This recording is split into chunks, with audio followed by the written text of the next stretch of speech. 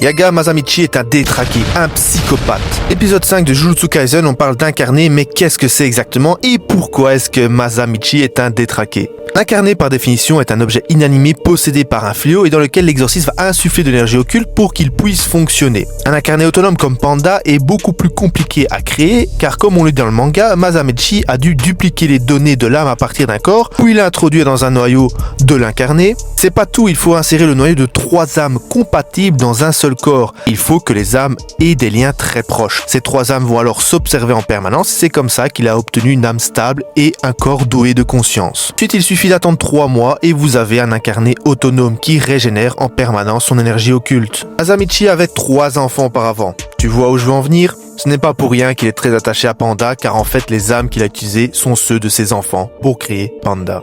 On le comprend facilement quand on voit la rencontre avec la sœur de Kusakabe qui reconnaît son fils décédé à travers un incarné, utilisant les mêmes expressions, les mêmes mots, etc. Masamichi utilise donc les âmes de personnes mortes pour créer des incarnés autonomes et c'est de ça que les hauts placés ont peur. Ils ont peur que Masamichi crée des milliers d'incarnés qui renversent et bouleversent l'équilibre des forces dans Jujutsu Kaisen. Malgré tout, il meurt en donnant la recette comme malédiction à Gakukanji.